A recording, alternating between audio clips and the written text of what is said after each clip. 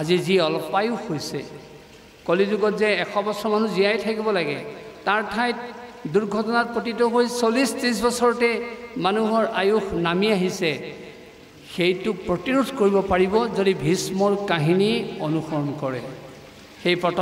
প্ৰথম স্কন্ধত ভীষ্মৰ কাহিনী যোগেদি আমাক সেই শিক্ষা দিছে কেনেকৈ চাওক ভীষ্ম খৰসজ্জাত পৰিলে কোনদিনা আঘোণ মাহৰ শুক্লা নৱমী তিথিৰ দিনা মৃত্যু সাৱটি ল'লে কোনদিনা মাঘ মাহৰ শুক্লা পঞ্চমী তিথিৰ দিনা তাৰমানে এমাহ 26 দিনৰ পিছতহে ভীষ্মই মৃত্যুক সাৱটি লৈছে তেওঁ অৰ্জুনৰ নিক্ষিপ্ত খৰসজ্জাত পৰিলে যদিও একেদিনে তেওঁ মৃত্যুক সাৱটি লোৱা নাই তেওঁ এই অমুক শক্তি কেনেকৈ পালে আপোনালোকৰ কাৰোবাৰ গাত যদি মাৰাত্মক অস্ত্ৰৰ আঘাত পৰে আপোনালোক ছটফটাই থাকিব ভীষ্মই এপাত নহয় দুপাত নহয় সহস্ৰ খৰে বিন্ধাৰ পিছতো ছটফটাই থকা নাই তাৰ পিছতো শান্তি মনেৰে খৰসজ্জাত শয়ন কৰি পঞ্চপাণ্ডৱক শান্তি বাৰ্তা প্ৰদান কৰিছে এই অমোঘ শক্তি ভীষ্মই ক'ৰ পৰা পালে তিনিটা কাৰণ সদাচাৰী জীৱন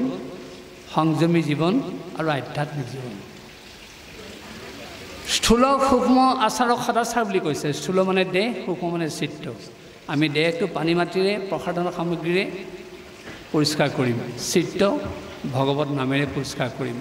এই দুটা আচাৰ যিজন পবিত্ৰ হ'ব সেইজন সদাচাৰী সেই সদাচাৰী জীৱন যাপন কৰিছিল ভীষ্মই যিজনে ব্ৰহ্মচৰ্য ব্ৰত ৰক্ষা কৰিছিল আৰু তেওঁ আছিল সংযমী পুৰুষ কায় মন বাক্যৰে যিজনকে নিজকে নিয়ন্ত্ৰণ কৰিব সেইজনক সংযমী পুৰুষ বুলি কোৱা হয় ভীষ্মই সেই সংযমী অৱস্থা লাভ কৰিছিল আৰু ভীষ্ম আছিল আধ্যাত্মিক পুৰুষ তেওঁৰ হৃদয়ত কেৱল কৃষ্ণ চিন্তা অনন্ত হৈ আছিল এই তিনিটা শক্তিৰে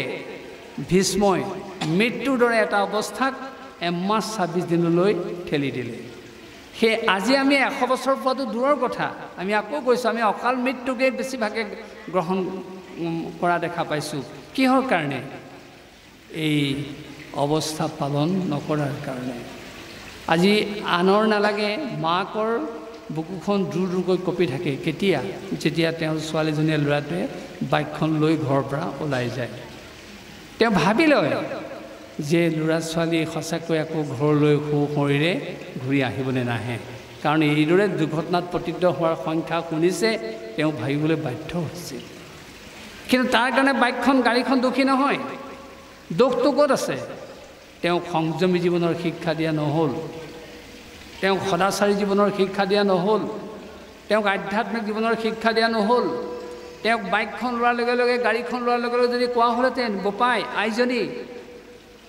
সদাচাৰী হৈ সংযমী হৈ আধ্যাত্মিক চিন্তাৰে গাড়ী চলাবি সেই জীৱন যাপনেৰে বাইকখন চলাবি তেনেকুৱা শিক্ষা দিয়কচোন বুকুখন দূৰ দূৰকৈ কঁপি নাথাকে ল'ৰা ছোৱালী শৰীৰে ঘৰলৈ ঘূৰি আহিব 100 বছৰ আয়ুসে লাভ কৰিব সেই আজি ভীষ্মৰ কাহিনী আমাক সেই শিক্ষা দিছে আমি যিমানেই আজি বস্তু ভোগৰ পিছে পিছে ধাবিত নহওঁ কিন্তু আমাক সদাচাৰী সংযমী আধ্যাত্মিক জীৱন লাগিব তাৰ যোগেদিহে আমাৰ জীৱনৰ সুৰক্ষা আমি লাভ কৰিব পাৰিম নহ'লে সুৰক্ষা দিয়াটো দূৰৰ কথা অকাল মৃত্যুৱে অনবৰতে আহি আমাক আমনি কৰিব আৰু তাৰ কাৰণে ভগৱন্তক দোষীলে নহ'ব কোনোবাই কয় মই ইমান তুতিনতি কৰোঁ কণা গোসাঁয়ে দেখা নাই কণা গোসাঁই কোনে সাজিলে সেইগৰাকীয়ে সাজিছে অকপটভাৱে তেওঁক চিন্তা কৰিব জনা নাই অকপটভাৱে ভগৱন্তক ভক্তি কৰি তেওঁৰ ল'ৰা ছোৱালীক প্ৰতিপালন কৰিব পৰা নাই যদি পাৰিলেহেঁতেন এনেকুৱা অৱস্থা নহ'লহেঁতেন গতিকে সেইকাৰণে ভাগৱতৰ প্ৰত্যেকটো কাহিনীয়ে আমাক জীৱনত শিক্ষা দিছে আৰু সেই অমূল্য শিক্ষা যদি আমি গ্ৰহণ কৰিব পাৰোঁ আমি সকলোৱে সুস্থ জীৱনৰ অধিকাৰী হ'ম আৰু সুন্দৰ সংসাৰ দেখা পাম